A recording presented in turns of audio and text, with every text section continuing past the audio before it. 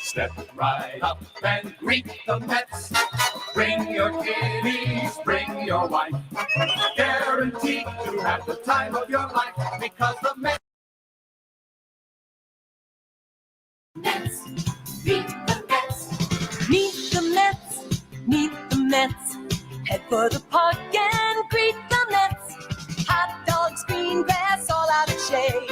Guaranteed to have a heck of a day because the Mets are really rocking that ball, hitting those home runs over the wall. In Jersey, Brooklyn, Queens, uptown and down. Let's go Mets! That's the cheer all over New York town. Meet the Mets. Meet the Mets. Meet the Mets. Meet the Mets. Meet the Mets. Head for the park and greet the Mets. Hot dogs, green grass, all out of shade. Guaranteed to have a heck of a day because the Mets are really rocking the ball, hitting those home runs over the wall. New Jersey, Brooklyn, Queens, uptown and down. Let's go Mets! That's the cheer all over New York town. Meet the Mets. Let's go Mets!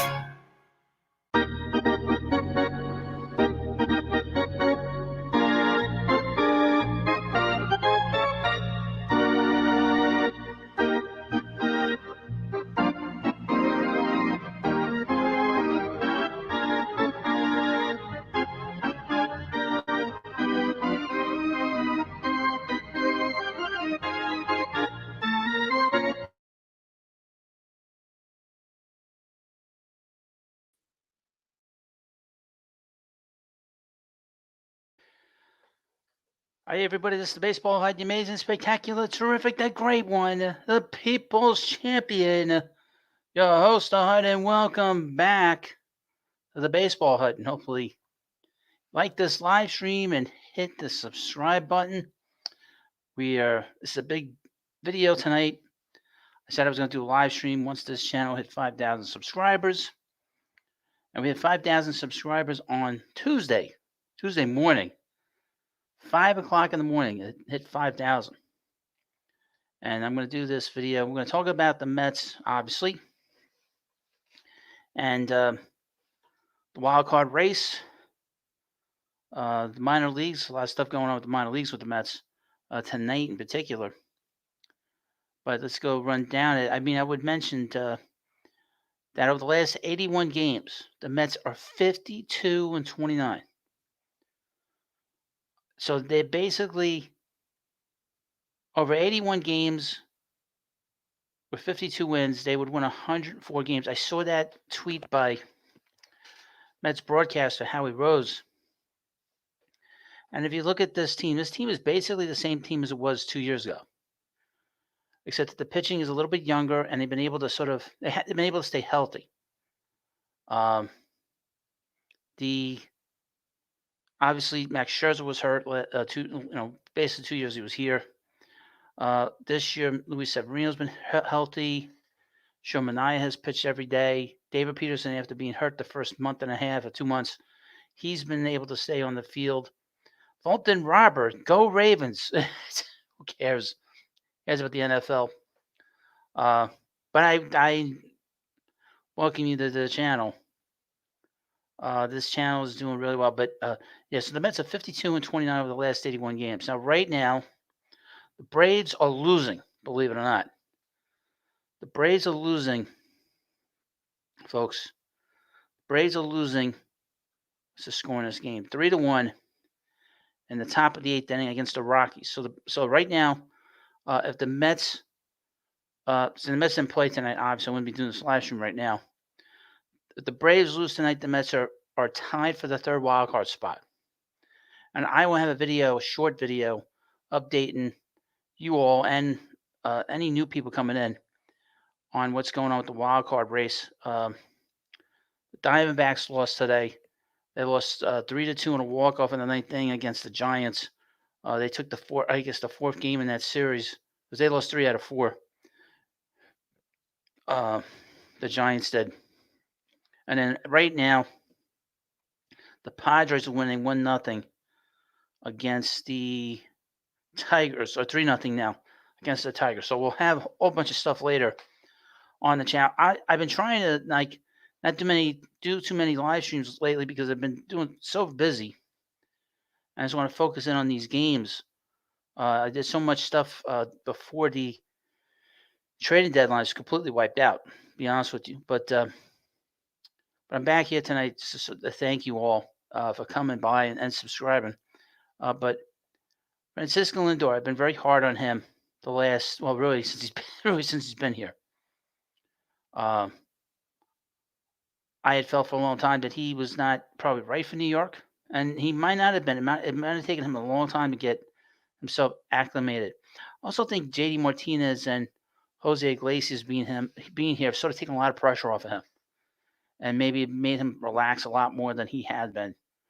He seems much more relaxed. I tell you, his at bats last night, in particular, were very telling in terms of how he looks locked in. Now I'm watching the Phillies Marlins game. The Marlins lost, so the Phillies are going to win the division. The Braves had a chance last weekend to do damage on the Phillies, and they didn't. They didn't do that. So that's not going to work out. It's not going to work out for the Braves.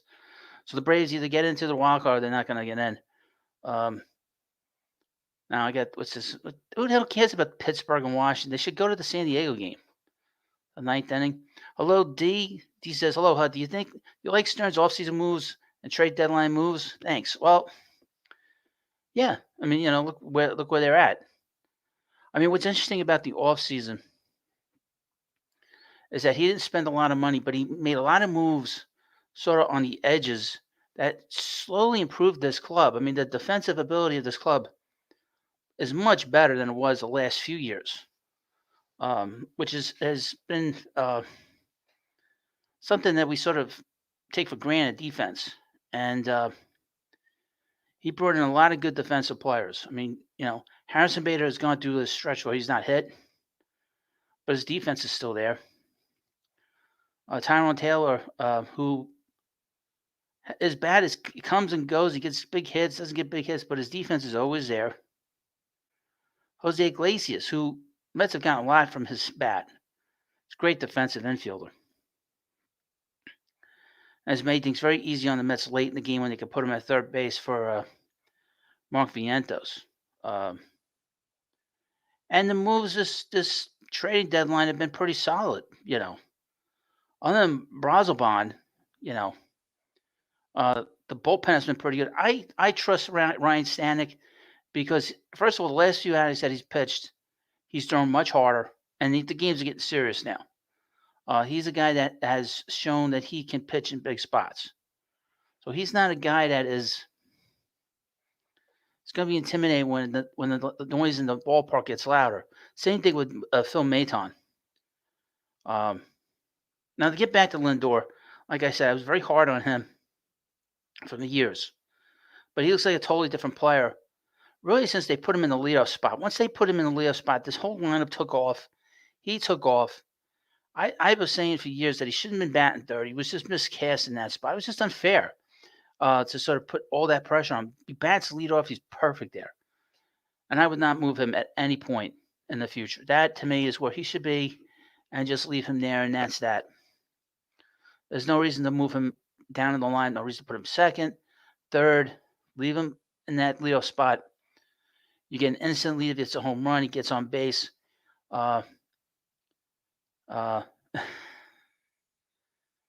He has done an incredible job defensively. He should win the Gold Glove. I thought he should have won the Gold Glove last year. And he didn't get it. And I feel that all things being equal, he should have a very good chance to win the MVP this year. But he's not going to win it. because everybody's fooled by Shohei Ohtani. Your host is not fooled by him. There's something very suspicious about him, in my view. Goofball1 says, "Sup, Hut? You're one subscriber that's a Pods fan. You down for a rematch in October?" Meh. Couldn't care less. I'd like to see the Mets play the Phillies in postseason. That would be a lot of fun. You know, um, the teams I don't want to see. I don't want to see the Braves. I want to see the Braves go home. These are the teams I don't really care much for, to be honest with you. And that's how I feel. The Padres are there, meh. All due respect, goofball one. You know, they're there, they're not there. I couldn't care less one way or the other. But that's a different story. But Lindor's defense has been spot on, really since really he went to the Leo spot. Because really, I thought the first 2 months of this year, it took him a while. It really took him a while to get himself situated defensively. And then he had that play in Tampa where he did the runaround at home, which was an incredible play.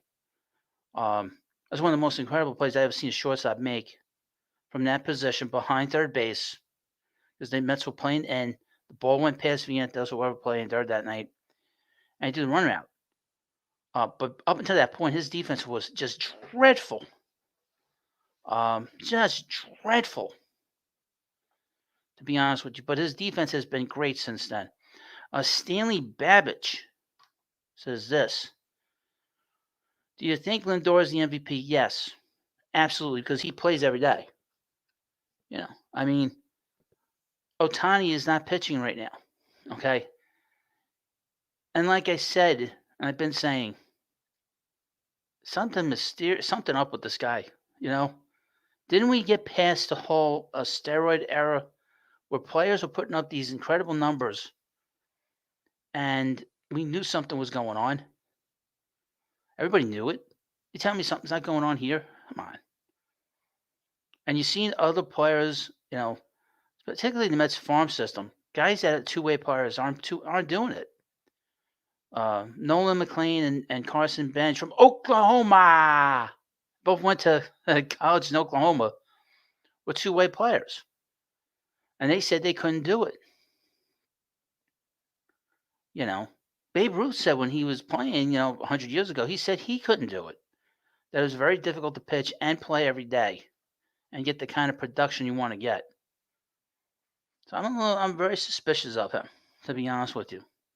How does he recover, especially when he's pitching? How does he recover and then be able to do what he was doing last year and in the other years? I don't know.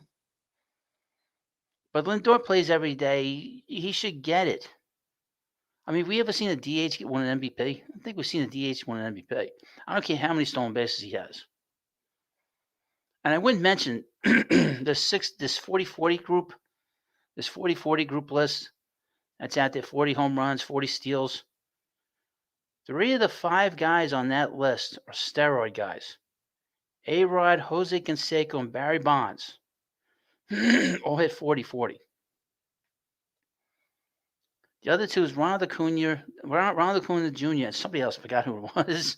It's pretty bad. I don't remember. They did a video on it. But that tells me a lot, too. It's a very strange list, and nobody sort of brings it up except for me. But I think Lindor deserves it. I mean, the way he's played. And the Mets were dead in the water, folks. We know that. In May, the Mets were dead in water. They were dead. Everybody was giving up on them, including myself. And I was somebody that said, be positive going into the season. Be positive about this team. And this team was dead. And his play helped turn this group around. The team meeting helped. That helped a lot. It really did. So, to me, the intangibles here, his defensive ability, his ability to play every day, his ability to hit with power, He's been driving in runs. He's had big hit after big hit after big hit. I don't see why he's not. Watching this Pittsburgh-Washington game, boys, nobody in Pittsburgh. There's nobody in Pittsburgh. Stanley Babbage asked me, does Alonso re-sign with the Mets? I don't know. I don't know. I'm being honest with you. I don't know right now. I think there's less than 50-50 chance he comes back. To be honest with you. We're going to the bottom of the ninth. Colorado was winning 3-1 against the Braves. So if that happens, the bell will be ringing. The bell will be ringing here. The bell will be ringing at the baseball hut. If the Mets get this game, that means they're tied. They're tied for the final wild card spot. The Mets played the Braves the last week of the season. Tuesday, 3 days, right? They got that 3 games. It's a 3-game series. I keep forgetting. They played them 3 times and at the end of the month. So they got that 6-game roach. I keep forgetting there was a rain out. So Monday, Tuesday, and Wednesday, the last week of the season, the Mets will be playing the Braves. So that is going to be huge. It's going to be huge. It's going to be huge. And that'll tell you a lot. And hopefully the Mets will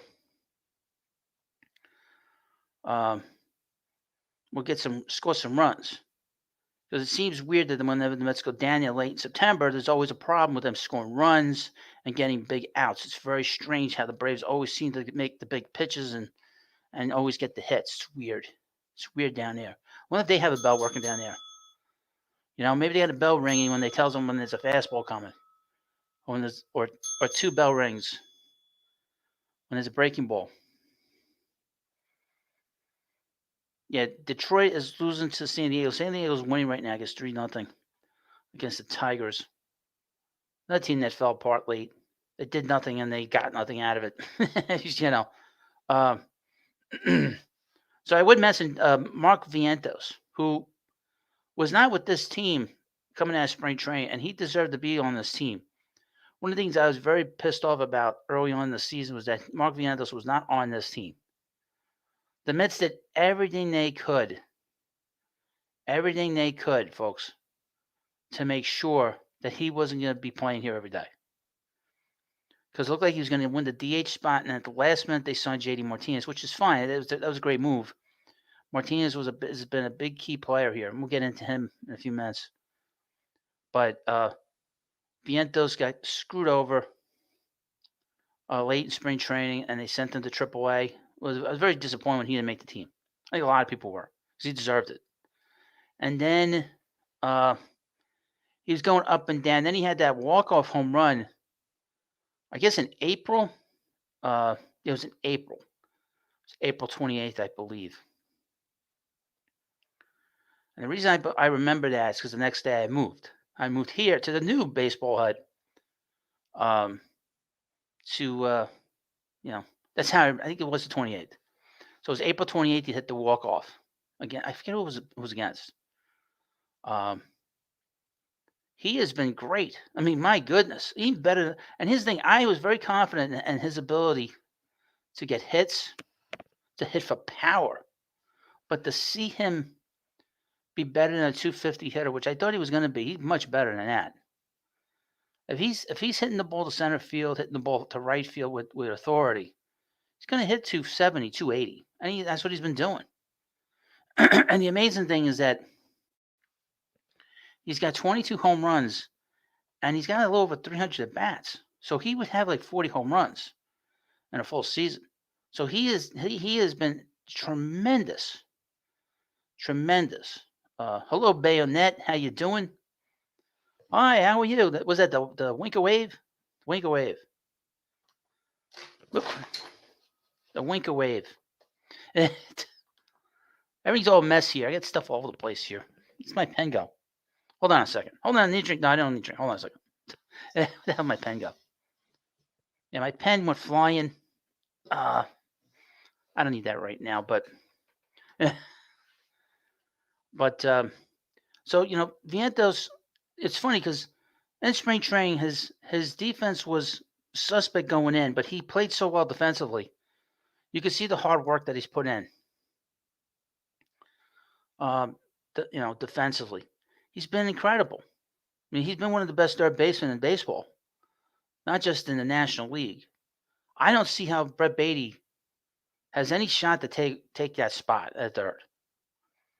And to be honest with you, I would not take Vientos off of third base. I think he could get better defensively. Seeing how he has improved his defense, I think he can get better. You saw the hard work. I mean, he's a hard worker. We saw it. We've seen it.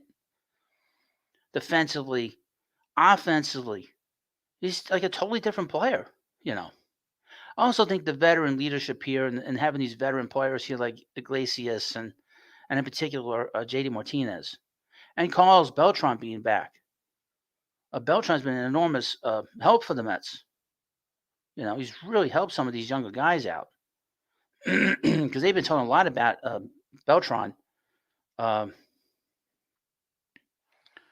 a lot about Beltran the last few weeks, talking about Vientos' swing and stuff. So in the bottom of the ninth right now, I should probably check this out. Now, in the meanwhile, please like this video and subscribe. Try to get up to date game day. Let's get 2 outs. So Braves have 2 outs to go. Well, no, the Rockies have 2 outs to go in this game. So when ring that bell, the Mets get the final out. That means that we tied for the third wild card spot. All right. Oh, 3 outs.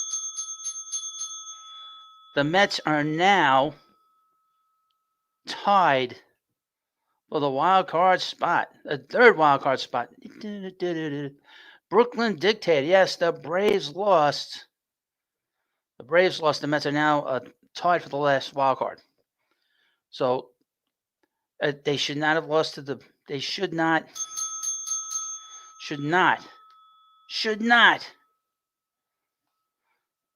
have lost to the Rockies. You cannot lose to the Rockies. And at home, too, by the way.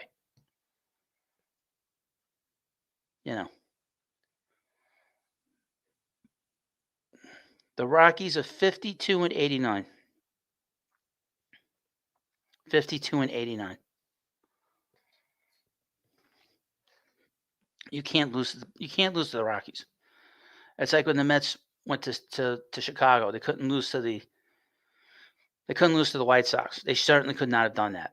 And the Braves did that tonight. That's a bad loss. You can't with 21, 22 games left. They have 20 games now left. The Braves.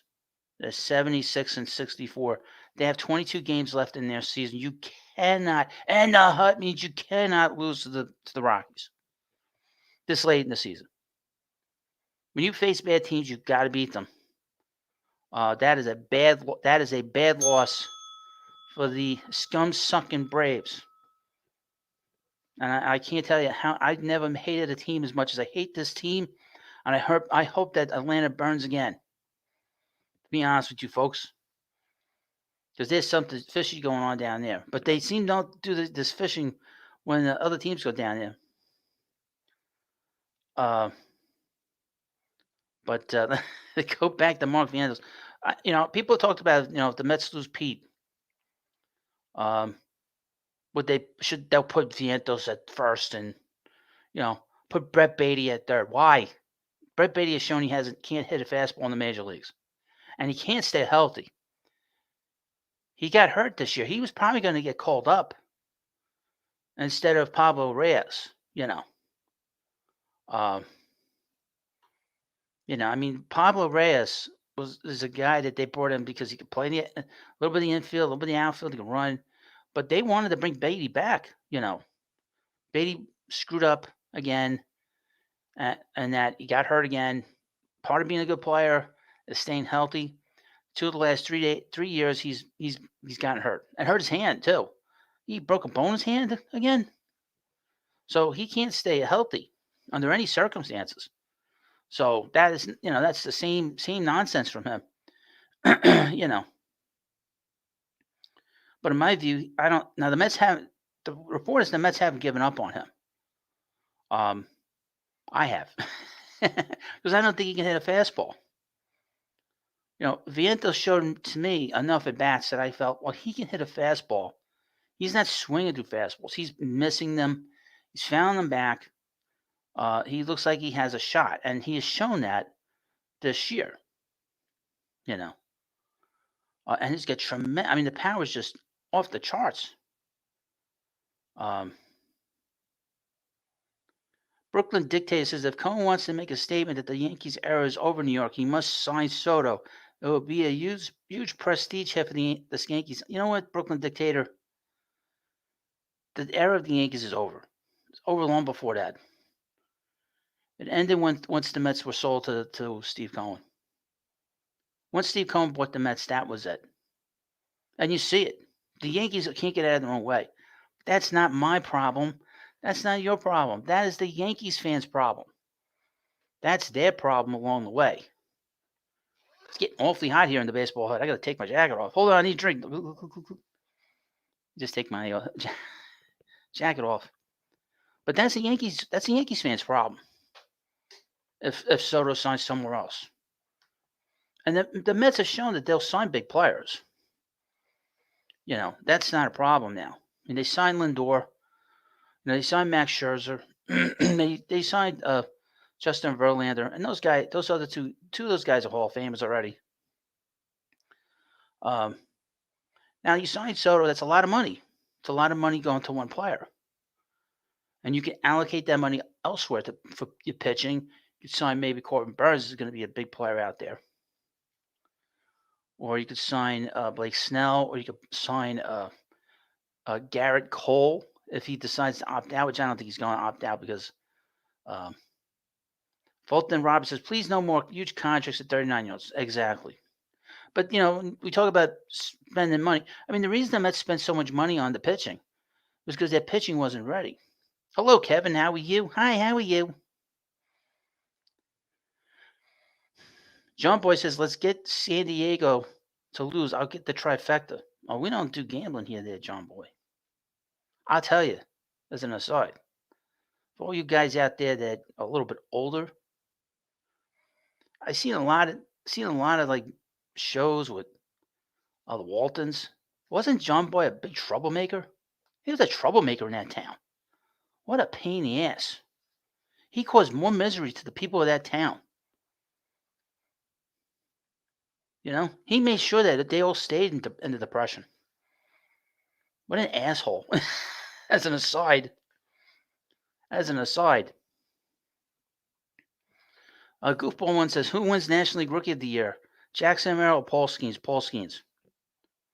I don't see. I mean, he's come from out of nowhere. Well, not out of nowhere, but he's a tremendous talent. I don't see anybody beating him out for that.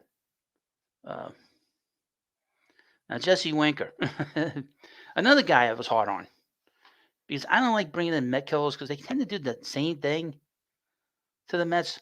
Tom Glavine was a Met killer. He destroyed the Mets. Pitched terrible the first 2 years. Pitched terrible in the final game of his career with the Mets. Mets needed to win that last game in 2007. He didn't get out of the first inning. I worked that morning. I got out at 1 o'clock, okay? By the time I got home, and I only lived like 15 minutes from work, within 15 minutes of that game starting, the game was over. And that's what I mean by Met killers. So Jesse Winker had a lot to live up to. He had an expectation that I was putting on him that he needed to find a way to play well, and he's been great. And I think he's only going to get better because he seems to be very, very excited about being here and being in a pennant race. And he's great. He seems like a very nice guy. He talks a lot about God, which is good. Sometimes players talk about that, athletes talk about that, but I think he genuinely believes it and says it because he means it. Yeah, Winker was a good acquisition. Well, they gave up for him, Tyler Stewart. Was it Tyler Stewart they gave up for him? Stewart didn't have a great year in the Mets minor leagues, to be honest with you. Now, of course, hit the like button. If you haven't already, subscribe. If you want to participate in the chat, guys, subscribe. Um, doing this live stream because I wanted to say hello to everybody. And we're going to try to do more of this if I can. As we get closer to the end of the season, I try not to go on after games if I can. Just do these short little videos. Because sometimes I got to get up early. I'm always having to work all the time. Sucks having a job, you know. But this was a big day off for the Mets. The Mets needed a day off. We all needed a bit of a breather. Now, I was not too concerned when the Mets played the White Sox. I was like, they're going to beat the White Sox. They did. The Red Sox, a little bit tougher, but the Red Sox look shot, don't they, folks? And I couldn't believe how bad Rafael Devers looked in that series. My goodness. John Kearney said the Braves Mets tiebreaker is still to be determined, isn't it? I would assume so, because I haven't heard anything different. So I don't know where it swings. So maybe they're 5-5 against each other. I don't know. Or maybe somebody can check in the chat for me. I don't know. But so I was very hard on Jesse because obviously bad memories of other guys that have been here that used to kill the Mets, and he has been great. And I'm glad. I want to see Mets players do well. D says, what about all the Senga news? I would be very careful with him. I heard they want to start him. I'd be very careful with that. I would say if they do start him, you have to have Paul Blackburn behind him, because the word is that he couldn't pitch a full game. John King says, I think you are correct. Currently 5-5 versus Atlanta, so they could have the tiebreaker against them as well, because the Mets have the tiebreaker against the Cubs, the Padres, and the Diamondbacks. So if they were to get the tiebreaker with the Braves, that's 4 the teams that they would have have that advantage. Goofball one says, how many losses do you think the White Sox will have at the end of the season? I would say 123. I would say 123, Goofball, something like that. Now, they won last night. They broke their 12-game losing streak. And that's a game, and that's the Orioles. The Orioles lost to them. You can't lose to the White Sox. You can't do that. If you are going down the stretch and you're trying to get to postseason, you cannot lose to the White Sox.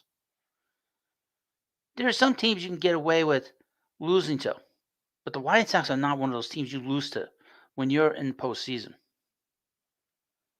The Padres are now winning 3-0 in the 5th inning. They actually got the game on MLB Network. They're winning 3-0 against the Tigers.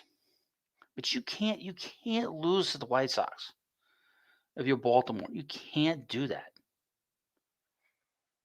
And then at the same time, you got the Yankees that are floundering. Yankee fans are all pissed off because the Yankees have no oomph. They have no oomph. no pizzazz. So the way they play. And part of it, they're so dysfunctional as an everyday lineup. They're so top heavy with the Horseface. Horseface. Aaron Judge. Hold on, I need a drink. Look.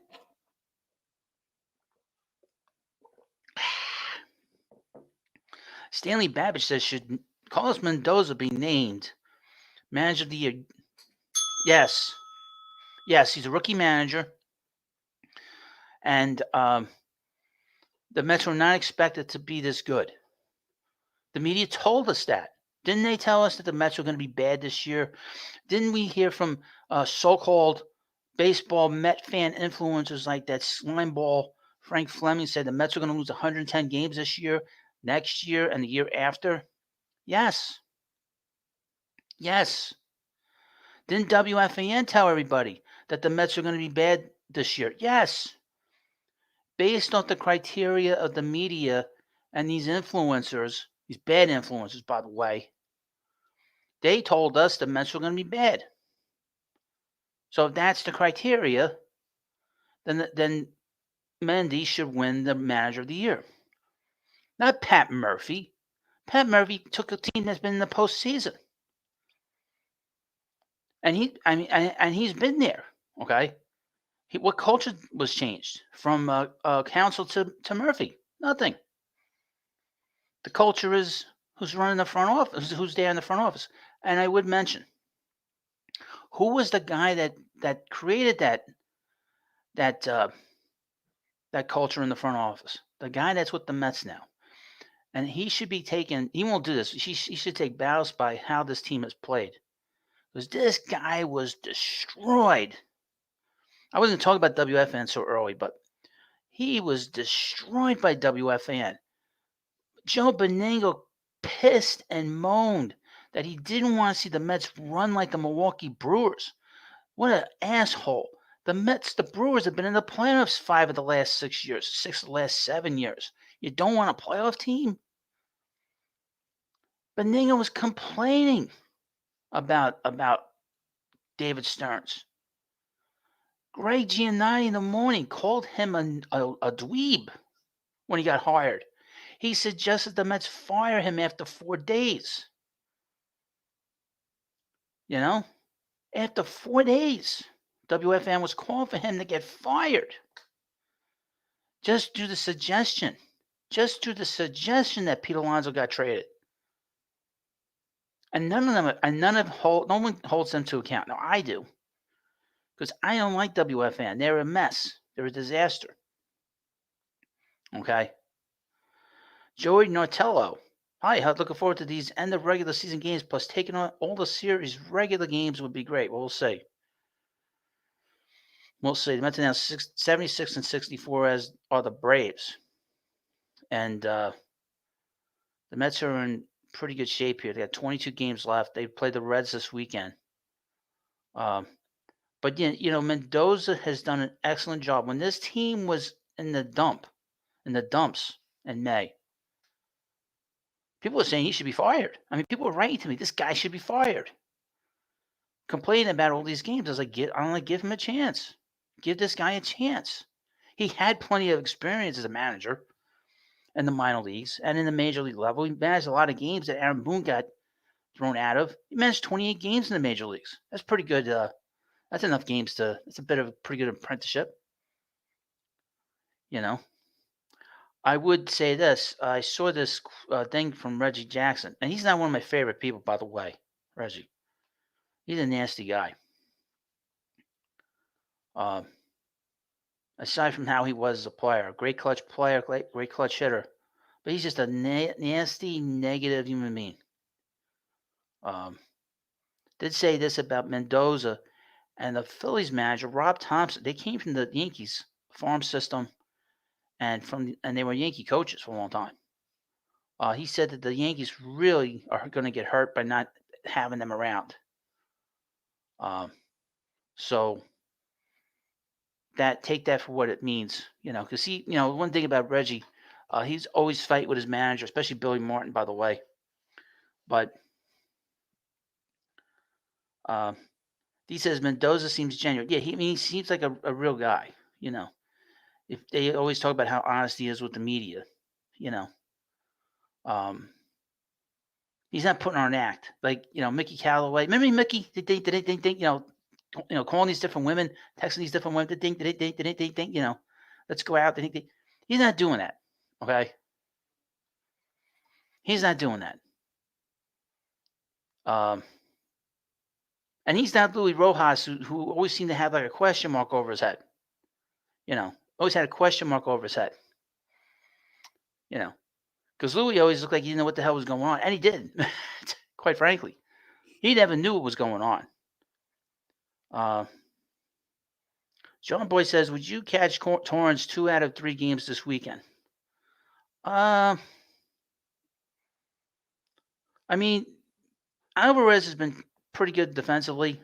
He's calling a good game. he has that potential to hit a ball 20 miles. Uh, it all depends. Uh, and it's the Reds. I mean, it's not like you have to be a little bit judicious how you play him. Um, he says, is Winker making a case for more playing time in the outfield over Marte since Winker is so hot? No, he's a role player. Marte's an everyday player. And here's the thing: Winker can't hit lefties, so you fill in, you put Winker in when you can put him in. You put him in left field against a right-handed pitcher. You use him. That's why you brought him in. Um, that's what Winker's role is. Winker's there to hit right-handed pitching. He is not an everyday player, and he's crushing right-handed pitching. Why mess with that? You want to be able to have the best matchups. The only issue I take is because he is a role player, you're going to take him out late for defense because he's not a great defensive player. He's not going to hit against the lefty in the middle of a game. If he has 3 at-bats against 3 right-handed pitchers or against a right-handed pitcher, you're going to take him out against a lefty. And if you need him later on in the game, you're screwed. So that's a problem. What's going on here? Arias hit a long fly ball to right field. 2 outs in the 5th inning for the Padres. But, Jesse is a role player. He's not an everyday player, in my view. Why mess with a good thing? He says, I'm done seeing Nemo in center field. He's probably not a center fielder anymore. They need to get an everyday center fielder here. But that's for next year. I'm not worried about this year. The defense they're getting out of center is great. I mean, what they're getting out of Harrison Bader has been pretty good. I mean, that one play he made last night to go from left center field to right center field was a pretty good play. I mean, his range is excellent. And Taylor's terrific. So, but they do need to get an everyday center fielder in here. That's a good defensive player. But we'll see. And I'm not worried about that right now. JD Martinez, he's coming back. I did a video on him earlier this afternoon. The Mets announced that he's back from the paternity list.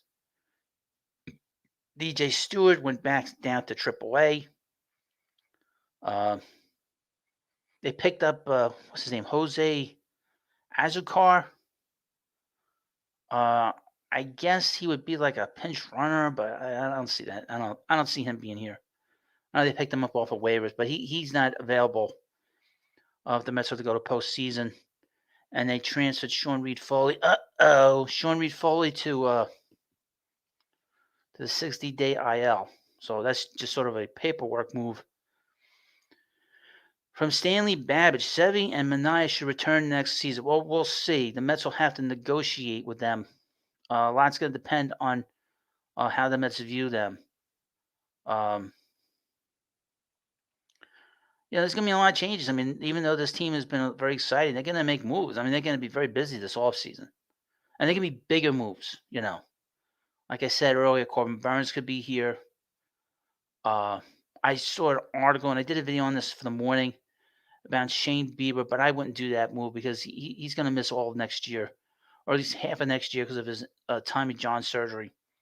But Burns will be the big target for the Mets because of his history with David Stearns, and he said he wouldn't mind being in New York. Why wouldn't he?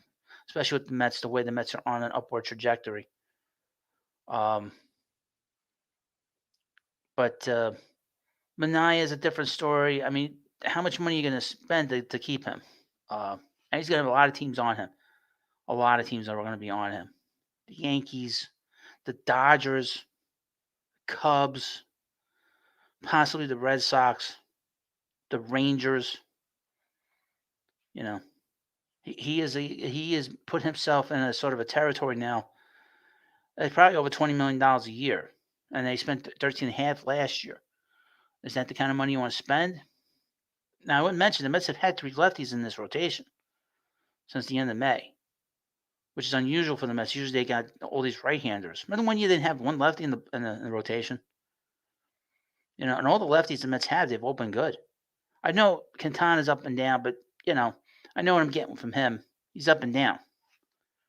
And what they've gotten out of David Peterson, I would not be totally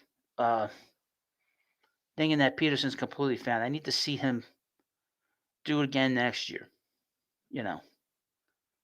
But I tell you, Peterson's pitched so well. He's throwing strikes, which is important. He's getting ahead in the count, and he's been a lot of fun to watch. Um, and now the Severino. Here's the thing about Severino. I would not sign him to any kind of long-term deal, just based on his history with his injuries. Now the Mets have been able to keep him healthy, which is a credit to the coaching staff and the training staff to keep him healthy all year. When they've stretched him out, they've stretched him out. I mean, that game against the Marlins was just incredible, the way he pitched that day. You know, and he's had big starts for the Mets this year. But you got to be a little careful with him just because of his injury history. But there's going to be so many good free agents this offseason from the Mets to pick at. It's not like last offseason. The Mets had to be very careful and be very smart about. I mean, not that they're going to not be smart this time around, but they were very smart in who they brought in. Mania. I was mad that they brought him in because I was like, he was pitching out of the Giants bullpen last year, and he's been sort of a disappointment because he was a number one pick years ago, and he hasn't pitched like a number one pick up until now. And Severino was injured for a long time. Severino was like a number 2 starter on a really good staff, and he's pitched like that with the Mets. And obviously, people are shocked by David Peterson. I know I am. Now Tyler McGill, that start last night. This is a typical Tyler McGill start. Starts off good in the first 3 innings, and then he trails off in the 4th inning, 5th inning. It's good that Mendy pulled the plug on that. So it's the 6th inning, and the Padres are winning 3-0. Again, the Mets are now tied for the 3rd wild card spot because the Braves lost to the lowly Rockies 3-1. Again, you can't lose to these teams. If these teams are 30 games under 500, you have to beat them. We saw that 2 years ago. You got to win these games. It's funny. 2 years ago, the Mets would have lost that game. 2 years ago, the Braves won that game. By the way, hold on. I need a drink. Look.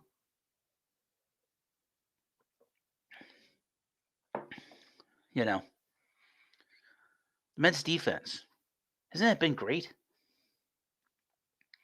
You see the defense of behind the plate. Luis Torrens has basically changed this whole team just by his defense. I heard a statistic. The first 2 months of this year, the Mets gave up 64 stolen bases. And since then, about 46, 44. What a complete total turnaround. Now, before that, they had Tomas Nido. He was throwing runs out when they brought him up. But just done an incredible job defensively. And then, obviously, Jeff McNeil's been strong. Jose Iglesias has been great.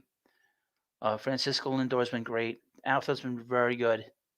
They're a little weak at third, but they put Iglesias in there late.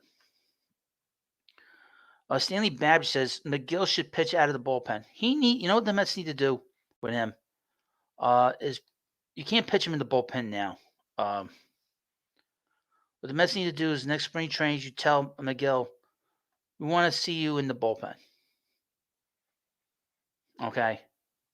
That's what they need to think about doing. And see how that works. He needs a spring training to do it. I know they tried to do that 2 years ago, but it wasn't a good idea. It just wasn't a good idea, in my view. And him pitching now to the bullpen is a terrible idea. He needs a spring training to do this. What's this?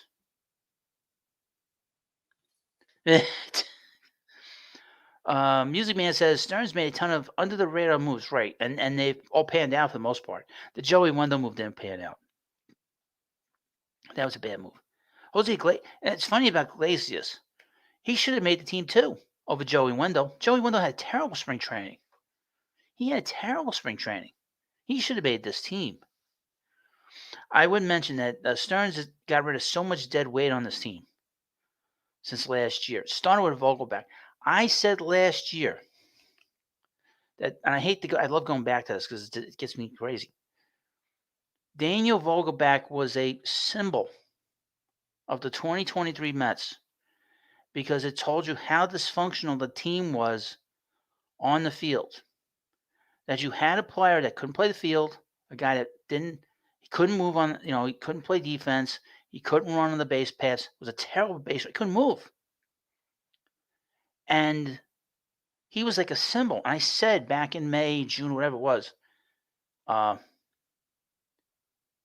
the Mets needed to get rid of him or he was going to drag this entire season down, and that's exactly what happened. Billy Epler got stubborn because according to what reports were, was that Buck wanted him out of here. Buck did not want to play him. Buck didn't wanted him out of here. And that guy got Buck fired. Okay? And then, it didn't occur to me at first, but the Met roster coming out of spring training last year,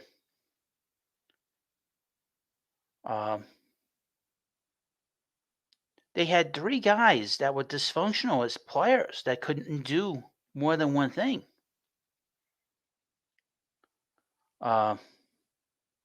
You had Luis Guillorme, who couldn't hit, couldn't run, and his defense was good, but his defense was bad last year. He was always hurt. Then you had the hell's the runner, the pinch runner they had, Locratis. The hell was his name? But he was a pinch runner. All he could do was run, and he was basically the designated pinch runner for Vogelback. Castro. And he couldn't play. He couldn't hit. He was known for getting hit by pitches. He was great at that. And then you have again Vogelback taking pitch after pitch after pitch. Never swung the bat. It got so bad that Keith and Gary were making fun of the guy. And I would mention, I was the first going after that guy a month before anybody else noticed how poorly he was playing. And then the Mets had to sit him. Had to give him a vacation. I wish I could get a vacation when I'm not doing good at work. But you see the roster construction this year, that if a player didn't play well, Stearns got rid of him. There's like no ego tied. There's no ego tied to him with these players. Joey Wendell didn't play well. He got rid of him. Omar Narvaez didn't play well, and he played for him in Milwaukee. Got rid of him. When Jorge Lopez threw that glove into the stands, he got rid of him that night. Okay? If a guy didn't perform well, he got rid of him. And Lopez getting out of here basically turned this whole season around, because then it basically told the whole club that if you perform terribly that night, and then if you act like that on the field and you embarrass the ball club, you embarrass the fan base. First of all, he could have hurt somebody throwing that glove into the stands, even though it's going up over the net. Could have hurt somebody. The fact that the Mets were so quick to get rid of him tells you how this different guy in charge.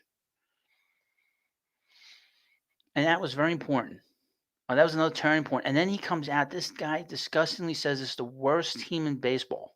Well, they've been the best team in baseball since he left. And I would mention on Monday, we don't say Monday here. On Monday, he gave up a 3-run home run in the 8th inning to Brian Reynolds of the Pirates. Tied that game up. The Cubs needed that game on Monday because they're trying to catch the Mets and the Braves. They lost that game on Monday, and then they lost on Tuesday. Now, they had the no-hitter last night, but, they basically done. I would think that the Cubs are done because you can't lose that game. He gives it the 3-run home run to Reynolds, and then he gives up a home run to Andrew McCutchen. Great professional. I always wish the Mets had gotten him over the last few years, especially when he was bouncing around from team to team. From Missio Porras, the Hut. Congrats again on 5,000. Thank you, Rockies. Yes, thank you to the Colorado Rockies. They beat the scum-sucking low-life Braves tonight, 3-1. Great, great for us to see this. Now, of course, please subscribe to this channel if you haven't already, and like this video. If you're watching on replay, leave comments in the comments section. And what else? What the hell was I talking about? Oh yeah, last year. Well, this is how it's different this year, is that you have a manager who's engaged. It seemed like Buck wasn't all that engaged last year. That seemed to be a big difference too, is that he didn't seem nearly as engaged or as energetic as he was last year. I mean, 2 years ago. 2 years ago, he was very energetic. I would mention this, and it was something I was thinking about. I don't see so many Mets getting hit by pitches anymore. Have you noticed that? And I don't feel like there's like a real intent to hit a Met and hurt them. I don't know if it's because there's been a message sent from the Mets to other teams, in particular from the manager's office, that if you keep doing that, somebody's going down. Because I've not felt that. I don't know who else has seen that or noticed it, but I've noticed that. I haven't mentioned it in a video, but I've noticed how the Mets have not taken the brunt of another team's ire. I don't feel, and I know that Pete took a ball off his hand. He's always taken a ball off his hand earlier, but I don't feel like there's like a real intent this year to hurt any Met player. I felt that for the last 4 or 5 years that there was a real intent to injure some of the guys, and I don't see that this year. And I think a lot of it comes from the manager. I think this man, because we saw how he is. Okay, we saw his temper. He gets really heated. In that one game, he got thrown out. He says, "Remember when Lindor took one off to the face 2 years ago? He took a ball off his face. I forget who was in that game, but somebody should have went down on the other team. As you know, last year, a hit by pitch ruined the Mets' year. Ruined the Mets' year. Pete got hit on the hand, got hit in the wrist by Charlie Morton, who's retiring, unretiring, coming back, goes back to the Braves, goes back to the Astros. He's always doing, he's always going back and forth. Says, I didn't mean to hit Pete. Bullshit. We know he tried to hurt Pete when he hit him. And there was the response from Buck was basically, we hit anybody. What's good is that going to do? I knew right then and there that the Mets were in trouble, because I could not believe he said that. Of all people, Buck Showalter is a guy that is an apprentice of Billy Martin. He was a coach under Billy. He loved Billy Martin. You think Billy would have put up with that?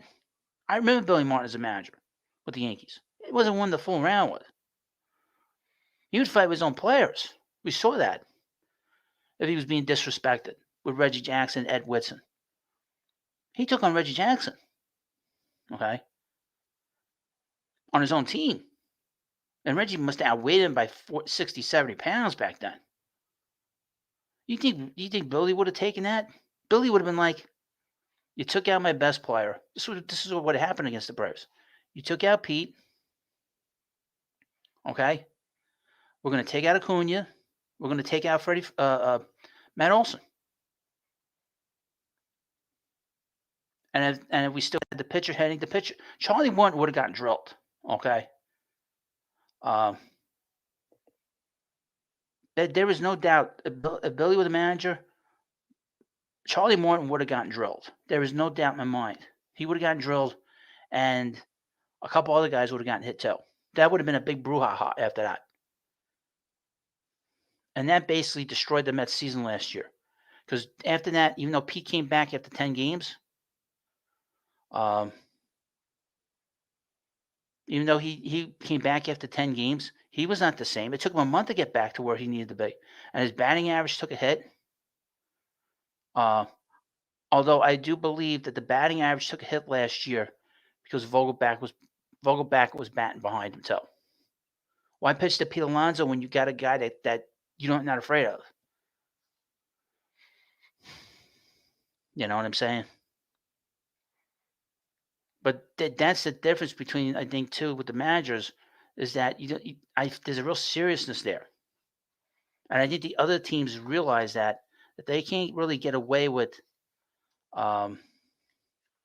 taking advantage of the Mets. I haven't felt that this year.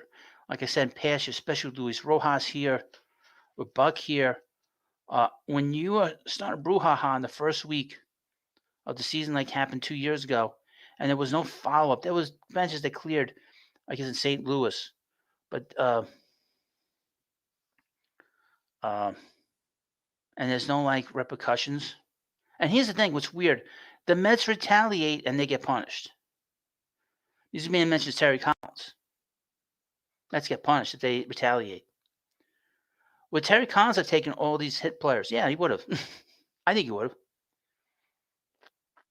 You know, I know Jerry Manuel did. Didn't David Wright get hit in the head?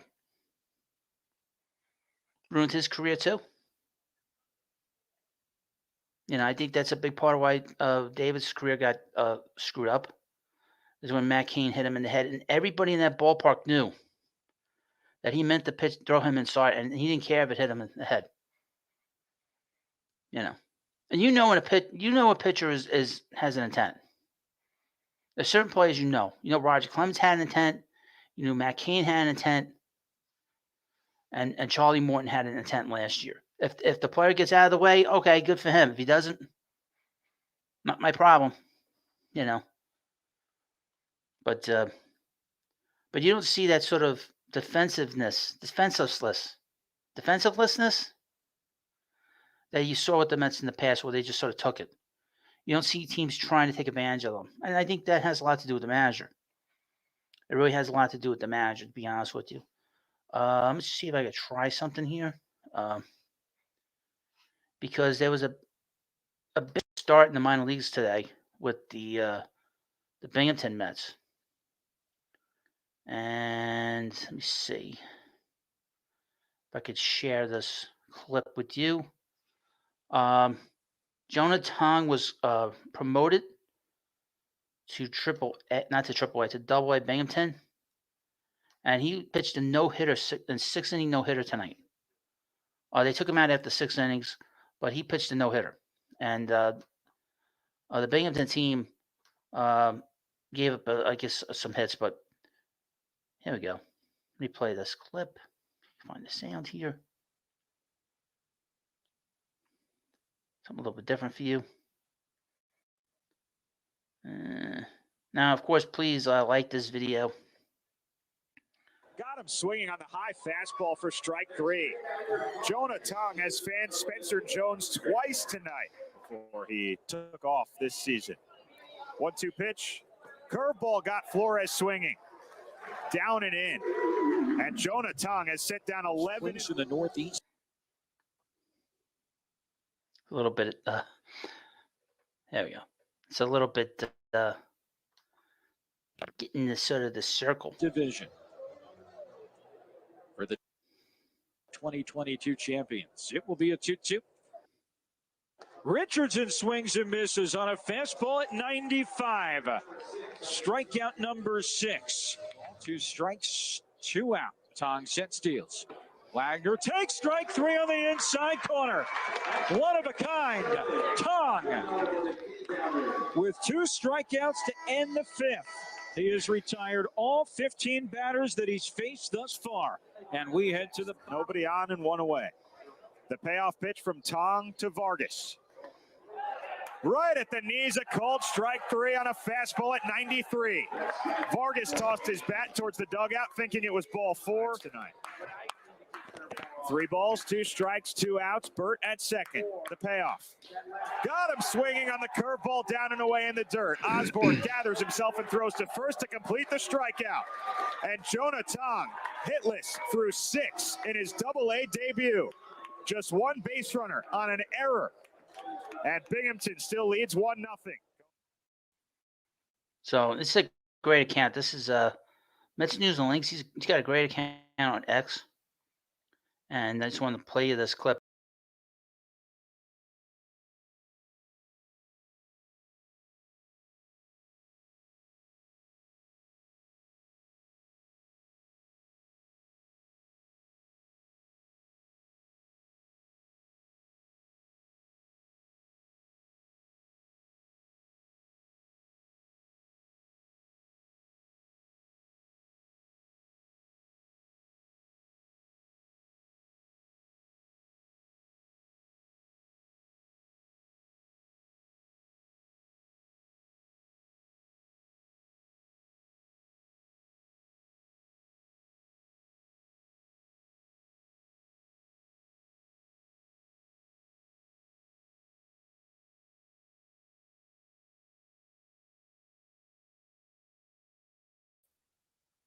Sorry about that. Kicked myself out of my own live stream.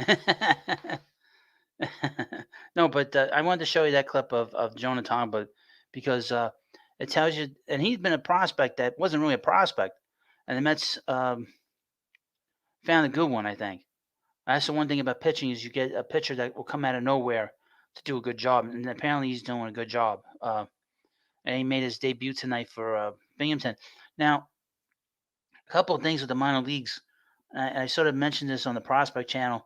The Mets have had sort of a mixed bag this year with the prospects. As you know, they had a lot of bad injuries to the everyday players. Ronnie Mauricio was lost for the entire season. He had that bad injury last year in the Dominican Winter League, and hopefully he'll be back next year. And we'll see where he plays. He's an unknown factor. I like his talent. His bat is fast. But the belief is that he would be an average offensive player. We'll see under this new regime how he performs because we saw how Mark Vientos upped his game. And Carlos Beltran mentioned that he would be a star in the majors. So we'll see. Drew Gilbert missed most of the season with that hamstring injury. He missed like 3 months. His 5th home run in the last few weeks. He's doing a great job to finish up the year. If he hadn't gotten hurt this year, we would have seen him instead of guys like, say, Ben Gamel. Ben Gamel wouldn't have been here if the Mets had Drew Gilbert down the minor leagues. And Jed Williams missed most of the year after hurting his wrist. I don't know how he hurt his wrist, but he hurt his wrist and he missed most of the season as well. He's played. He has not nearly been as good as the other guys. He's going to play in the Arizona Fall League. And I will cover that when we get to the off season, whenever the Mets season is over. We hope that the Mets take their season into way into October, but we have to get there first. The Mets are now tied with the third wild card, and all even. That's right, all even, and it's great stuff. Hello, Steve Lennon. How you doing? So the Mets have this wild card race. The Padres are winning right now. The Diamondbacks lost. They're 2 games back of the Diamondbacks. They're tied with the Braves, and the Cubs are now are 4.5 games behind the Mets. The Cubs are off. Now tomorrow, just to give you a rundown on the wild card games tomorrow. I'll have a video later, a short video, just giving you an update on the games tonight. There are only 3 games today, but tomorrow. The Cubs are playing the Yankees. The Mets are playing, obviously, the Reds.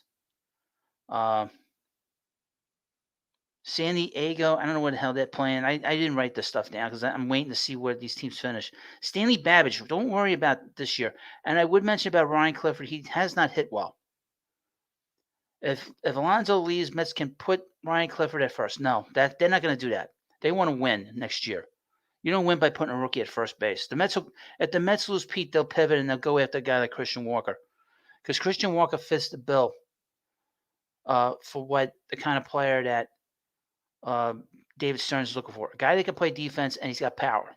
Okay, That's the guy that they'll be looking at, right? The Mets want to win next year. You do not put a first baseman that's in Double A, struggled in low and high A Brooklyn, and has really struggled in the last month. Stanley, he has really struggled in the last month. Once he got to Binghamton, he played really well, but the last month's been a real struggle for him. His OPS went under 800 when it was over 900. And his average for most of the time in Binghamton was under 200. He is not ready for the major leagues. And he's 21 years old. Why are you rushing him? There's no rush. He might need to repeat Double A starting next season. I know they've been challenging their prospects, but I don't see Ryan Clifford here as part of some team that's going to contend for a World Series. Because that's what the Mets are going to be looking at, and for a division title. You cannot have him be playing first. That's what the Mets will do. They will pivot for a veteran player at first base. If they lose Pete, Christian Walker will be a guy that won't have to spend nearly as much money. You'll get a lot of home runs out of him. He's a great defensive first baseman. That's the guy. And that makes a lot of sense. And you don't have to bat him clean up. You can bat him low in the lineup. So he's a different type of player than Pete. But that's what I would see them doing. Okay? There's no reason to call up Ryan Clifford at any point, to be honest with you, and put him at first. It's unfair to him. And like I said, the Mets are going to be looking to try to win World Series next year. This was not supposed to be a stepping stone year, but this might be that. And if they lose Pete and they sign Soto, somebody still has to play first. You're not going to put a rookie there if you're going to try to win World Series. It's not going to happen.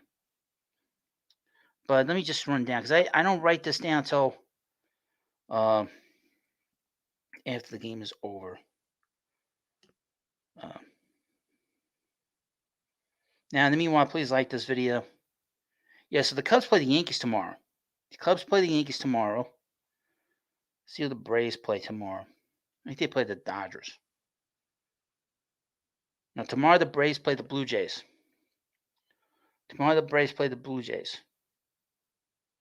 3-game series. Then they play the Reds, like I said, makeup day.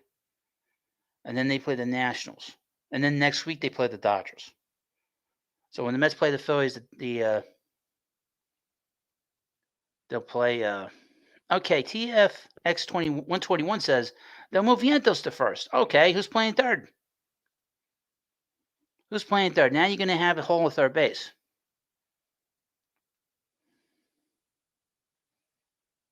So they'll play the Blue Jays, Arizona. See who Arizona plays tomorrow.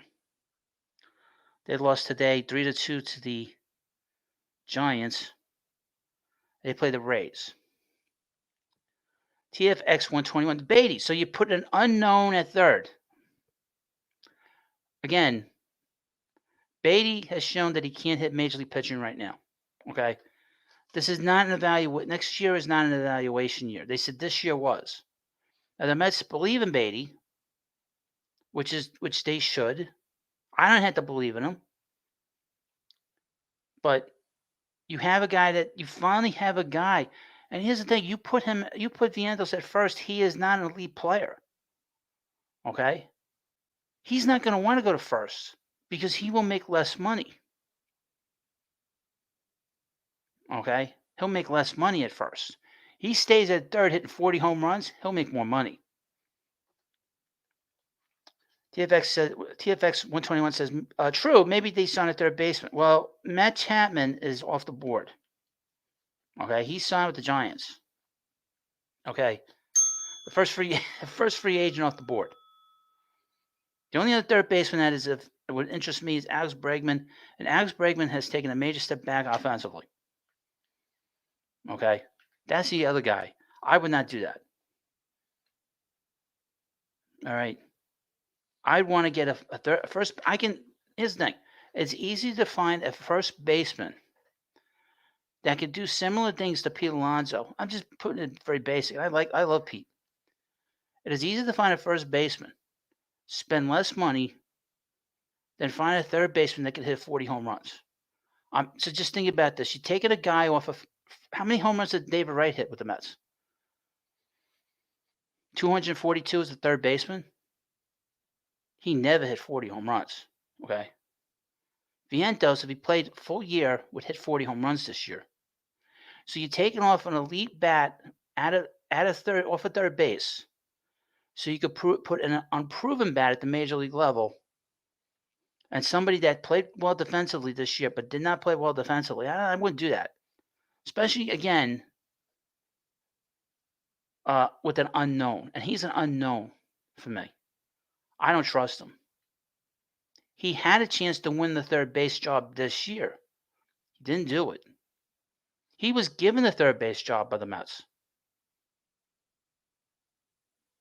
You know. Stanley says, how about moving Iglesias to third base and Vientos to first? Again, you're losing offensively.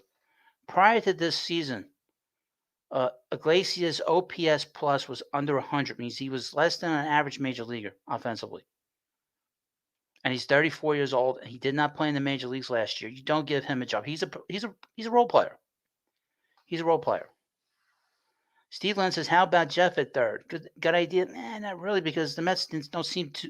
He hasn't played third this year. He doesn't seem comfortable at third. And I don't think Jeff is going to be here next year. I think the Mets are going to move him because I think they have so much talent in their middle infield that someone has to go. With Iglesias, you could play him on the bench, and he's a good mentor for these young guys. You know, Jeff got his value up this in the second half to a degree that you could probably move and get some value for him now. You know, I don't see him back next year, to be honest with you. And like I said, he's got, 3 more years on his contract? He doesn't have a crazy contract. The Mets would eat some of that money. I mean, the Mets have Ronnie Mauricio sitting there. Mauricio has more value than Brett Beatty does. I could put Mauricio at shortstop and be pretty good defensively. I could put him at second base, and he's good defensively. I could put him at third base, and he's good defensively. Brett Beatty is an average third baseman defensively. Just learning second base. Mauricio's got great speed. Hopefully, we'll see how his knee is. He's got great speed. He's got a great arm. He's got a better arm than Mauricio, than Vientos and Beatty. So why am I I would be more comfortable putting Mauricio at third than Beatty. Just for my own, just defensively.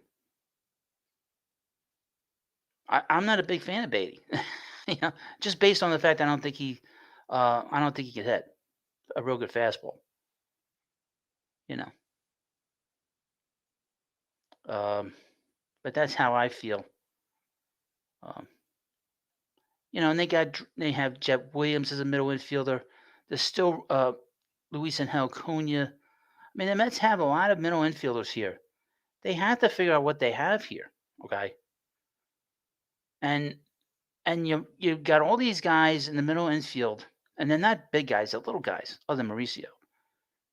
And you're gonna have a question mark at third, and then you're gonna put Vientos at first when he really hasn't played that much this year there, for obvious reasons. Pete's been there, so you're gonna have him learn a position, and then an unknown with Beatty. Nah, I don't see them doing that. I mean, Beatty might be here, he might not be here, but I don't see them moving Vientos off. I wouldn't do that.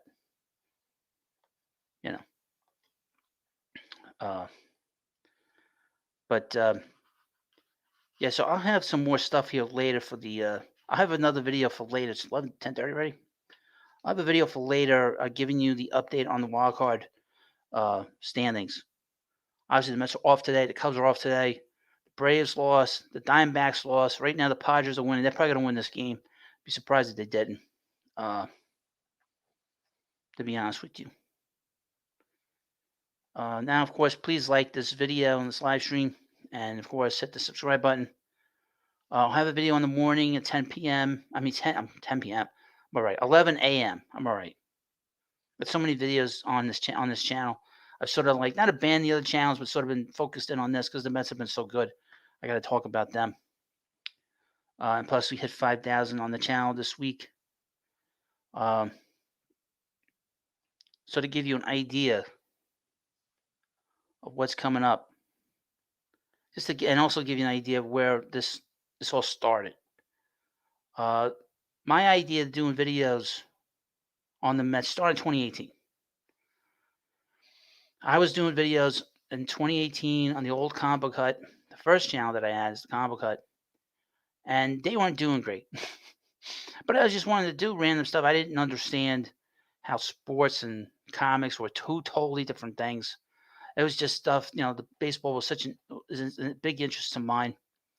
And I was doing videos in 2018, and I really, um, just looking back on it, as far as I could tell, I think I'm like the first Mets YouTuber, I think.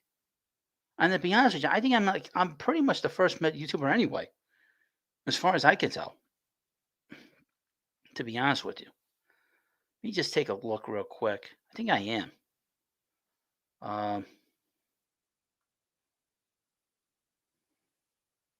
Yeah, I mean, just looking at my competitors, I probably am like the first Met YouTuber, you know, that was doing videos on the Mets.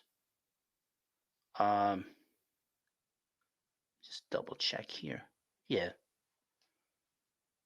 I don't think anyone else was really doing videos on the Mets other than me. Yeah. I mean, pretty much these other channels pretty much started after my channel, but this channel in particular. Uh, I started this channel in August of 2020. A lot of my competitors started in December 2020 and 2021. And I was doing videos back in 2018. So I was doing those videos long before anybody else was. So I'm like the first Met YouTuber. I am the first Met YouTuber. The first Mets fan YouTuber. And I was doing these videos. They weren't doing great. And a YouTuber named Yellow Flash Comics, who at the time said to me, he's like, you should start a baseball channel and not do those baseball stuff on this channel, on that channel, Combo Cut. And I was like, oh, and I didn't. And then that idea was in my head for like 2 years, and I was still doing videos on the second Combo Cut. And then I guess during the pandemic, I kind of got bored, and I was really thinking about it. And the channel was very different then. It wasn't really a Mets channel. It was just sort of a general baseball channel. But it did really well in the beginning. The sub counts were really strong. I mean,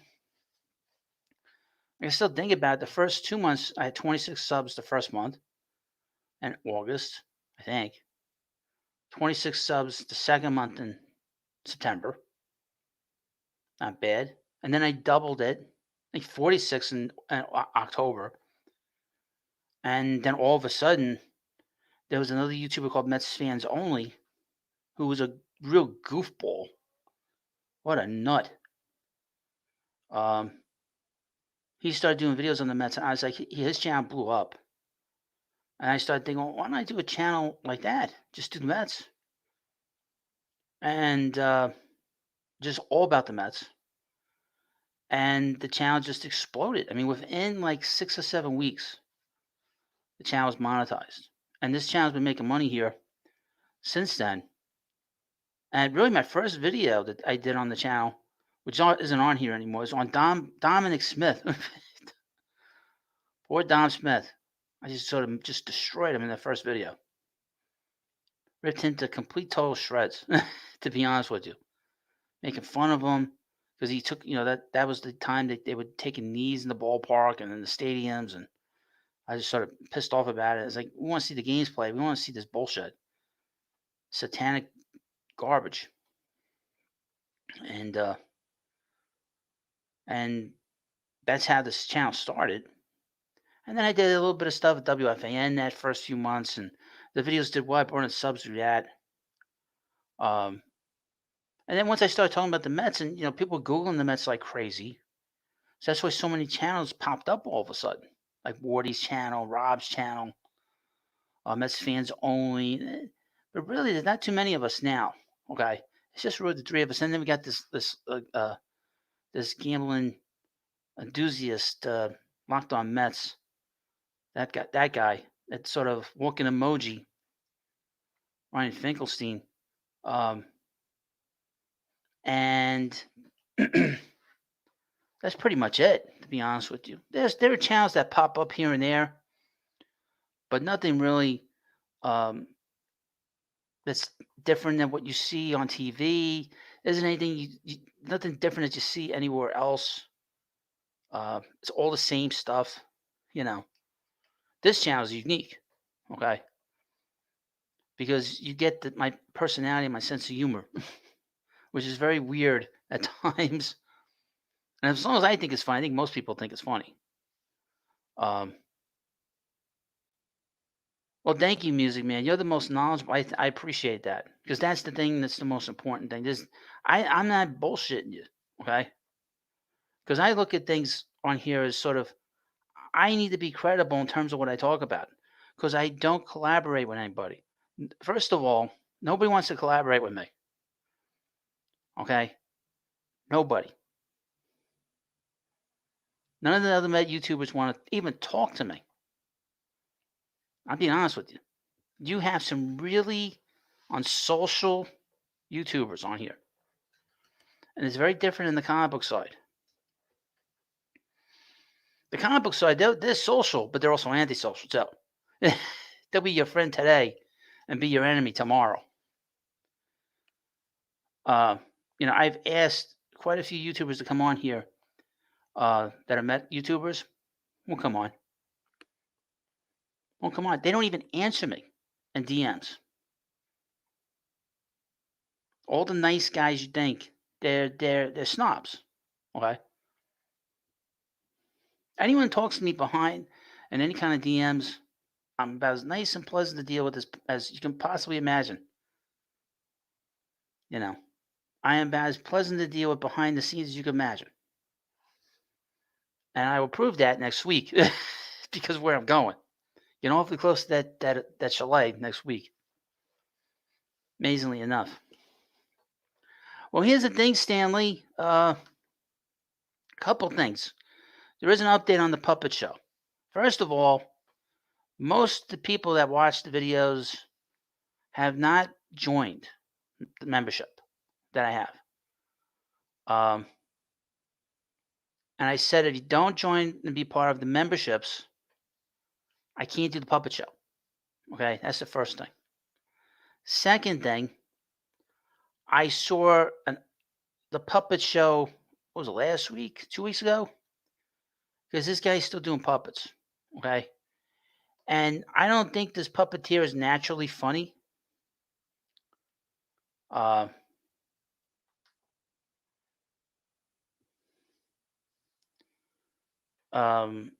I was not too happy with the puppets. I did the puppets. When you're not naturally funny, it is very difficult to be funny. So if the puppeteer doesn't have a big personality, doesn't have a good sense of humor, it is going to be difficult to be able to, do entertaining puppet shows. So I was not happy with the puppet show. And I can't use it because I don't like that kind of degenerate sense of humor. And when he was doing the puppets back in January, February, it was a scream. But when you're trying to be outrageous instead of trying to be funny, because you're not funny naturally, it is difficult to maintain that. The novelty kind of wears off. And I hadn't seen the puppets in about 3 or 4 months. So it wasn't like a situation where I got tired of the puppets. I was very disappointed in what I saw,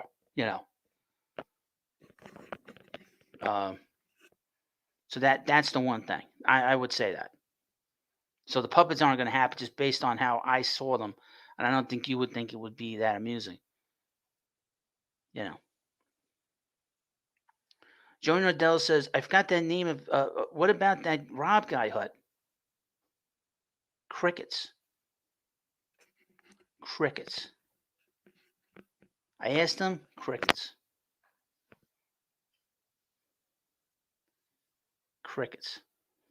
That's the best way to describe me asking him to come on this show. Crickets.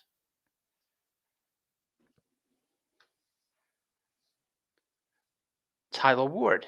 Again, complete total crickets. The nice kid. He's a wonderful person. Crickets. Total and complete crickets. That's fine. You want to be a competitor? I have no problem with that. Okay? I was nice enough to defend him against the Spaz when the Spaz made fun of him on X. You want to be a competitor and be outside the lines too? Fine. Inside the lines? Fine. You want to be part of the media? Fine. You want to be part of Hollywood? Fine. Which is basically destroyed, by the way. The Bleacher Report is owned by Warner Brothers. That's his master now. And these gambling rackets. TFX 121 says, you doing the football hut this season? No, because that's a different situation because one, that's not my forte. That is not the thing that I know the most about. I'm kind of at a disadvantage of it. The channel was not doing as well as I wanted it to do. I was always I could never get a handle on the football side. The football hut was a lot of work, and I couldn't get a handle on what people were Googling on here to figure out what people were searching. And the competition is fierce. Why would you want to watch my show when you can watch former players on here, the media? That's a big problem for my channel right now. Is the media is coming into this into YouTube, especially the baseball media. I mean, Terry Collins is doing a YouTube channel. You know, Terry Collins. I mean, really? Wally Backman's doing a YouTube channel. So I'm having to compete against that now. But I've been on here for 4 years. It's a little bit different than, say, the football. So the football side, I'm at a disadvantage, quite frankly. Now, to finish up, next week, I'm going to Philadelphia. God help me. I'm not taking my car there. I'm not taking the Hutmobile down there. I'm going to rent a car. A subscriber, is also a YouTuber, Comic Arts Pro Secrets. But also, his name is Ethan Van Sciver, has invited me. And really, his subscribers wanted us to meet and watch a game together and make amends, make peace. We made peace anyway. And he invited me to go down there. We're going to sit behind that's a dugout. Accommodations all taken care of. I think we're going to have a waitress. We're going to have a waitress for this. We're going to have a waitress taking our orders. I don't have to pay. I just got to pay for the tolls and pay for the car. And we're just going to have a good time, watch the game. I believe his son's going to be there. So we'll have a good time. I was hoping to have somebody in my family go with me, but they can't make it. So I'll be going down there by myself, but that's fine. I don't mind that. Been down to Philadelphia before. Went down there with Old Man Hut many years ago when they played at the Vet. And get to see this beautiful ballpark. Looks beautiful on TV. So I'll be able to watch them with him. I'm going to live stream. He's going to live stream on his channel. He has 140,000 subscribers. My channel is 5,000. But I'm going to live stream here. Hopefully we'll get a little bit of crossover. I know they'll come over here. Please be nice to them. It's a different crowd. They're a different crowd than you guys. But we'll do a lot. We'll have a lot of fun here, and we'll do live video, live stream during the game, plenty of videos at the ballpark, and that's the bottom line. And that's it. And finally, next goal of the channel is 1,000 subscribers, and the channel's doing really well. It's done really well the last few days. I thought I was gonna have to wait a few more days to get I thought I was gonna have to wait till next week to get to 5,000. The way the channel had been going, but it's doing really well. And I want to thank you because you guys coming in here, and most of you guys are the regulars in here anyway, watching the live stream. Uh, I'm I'll try to do more live streams to you. Maybe there'll be another one on Sunday. There'll be ones actually. There'll be some next week when we're at the ballpark, and I'll have videos and all kinds of great stuff next week. But I'll try to do a live stream on Sunday. We'll see. Um, and we're gonna have a good time next week. We're gonna have a good time getting to 10,000 subscribers. We had a great first 4 years of this channel. I was hoping to get to 5,000 a lot quicker than I did, but with your help, we'll get to 10,000 much quicker. And I think the channel is moving in a good direction. I'm very happy with the way it's been. The views have been very strong. Yes, he is a great artist. I always loved his artwork. So, um, so it'll be interesting to meet him. We've been very pleasant with each other behind the scenes, and it's fine. I had no issue with him, and didn't really have an issue with him personally, to be honest with you. But it's going to be a fun time.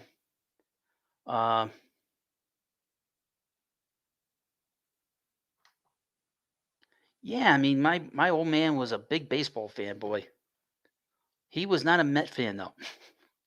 He was a Yankee fan, a big Yankee fan. The family really, quite frankly, are all Yankee fans. Yeah, the family's Yankee fans. Everybody in the family is pretty much a Yankee fan. Old man Hut was a Yankee fan.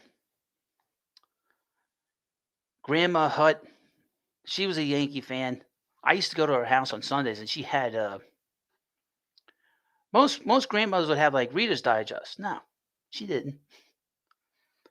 Grandma Hut had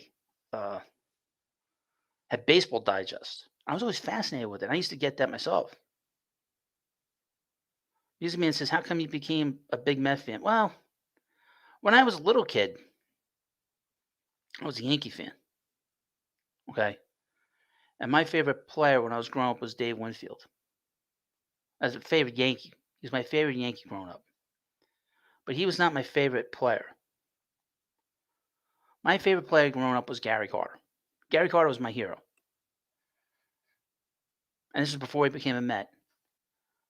So, 84 was a Yankee fan, but then obviously the Mets made the trade for Gary Carter. And I was so happy he became a Met that I get to see him play all the time. Because obviously he played Montreal. Who the hell knows what's going on up there? And that first game, we all know what happened in the first game. He hit the big walk-off home run off of Neil Allen. And he basically, it was the opening act of the 86 Mets. He was the opening act of the 86 Mets, that walk-off home run, because it was like a World Series game, that very first game with Gary Carter playing against the Cardinals. And I said to myself, it's like, you know what? My favorite player's here. I'm going to be a Met fan. And I became a Met fan very quickly. And then they played great. They went 5-0. Won the first 5 games with him playing with the Mets. And they had a great year in 85. And then in 86, they won it all. And I just stayed there. I just stayed with the Mets after that. I never stopped I never went back to being a Yankee fan. I never rooted for them again. And back in the 80s, the Mets were so much better than the Yankees. The Yankees weren't any good for a long time. The Yankees weren't good until the middle of the 90s. So we're talking about another 10 years. So it was uncomfortable. I mean, it wasn't uncomfortable. My father never made me feel uncomfortable of being a Met fan. But, when I would hang out with him and be around his friends, they would make fun of him. And he'd get all like, "Oh, he doesn't root for the good guys. He's a Met fan," But he never got mad at me. The rest of the family are Yankee fans. They get a little irritated. And they get on my case, but that's all right. I'm not a black sheep. I'm the smart one. Okay. I would mention about the Yankees. Even though our Mets have won in a long time, Yankees have only won one World Series in 25 years.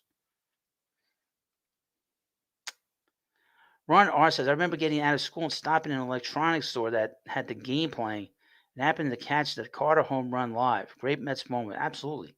It's the opening act of the 1986 Mets. Opening act. To the greatest show on earth. That's what it was.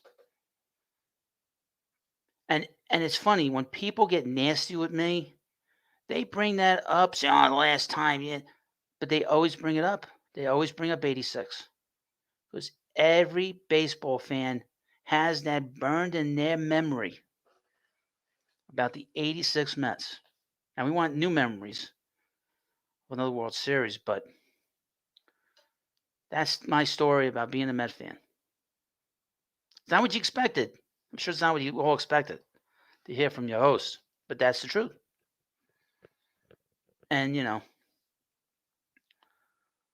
my other favorite players on that team was Doc Gunn. Doc Gunn was my second favorite player on that team. And obviously I loved Darryl Strawberry and Keith Hernandez and loved Howard Johnson. Loved Hojo. I didn't like Ray Knight, by the way. I didn't like Ray Knight at all. I loved Kevin Mitchell. Met Kevin Mitchell. I met a lot of the 86 Mets when I was a kid that year. At a card sign at a car dealership.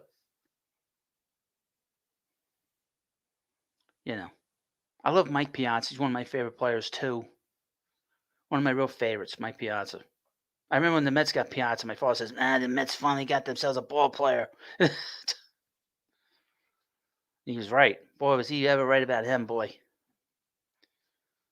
And I love David Wright. And a few other guys along the way. I love John Olerud.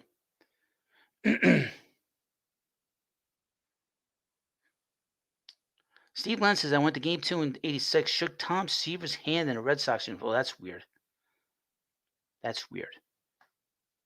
Well, I'm going to end the live stream here. It's getting late. I kept you here long enough. I'll have a video up later. We got the Padres game. As soon as this video is over, this live stream's over, I'll do a video. Take a few minute break. I'll post a video on the wild card standings. And I want to thank you all for coming by. Thank you for subscribing all these years. We're getting to 10,000 subscribers before we know it. I'll try to do regular live streams if I can. I do work a lot. Hope the next live stream will be on Sunday. We don't say Sunday here. We say Sunday. So, thank you for coming by. Of course, please subscribe to the Baseball Hut. The most entertaining, informative, original YouTube channel and podcast that you can possibly find on our favorite team, America's team, the New York Mets. And thank you for watching. Have a good night. We'll be back watching the games tomorrow. Mets versus the Reds. Thank you for watching. And I'll see you later.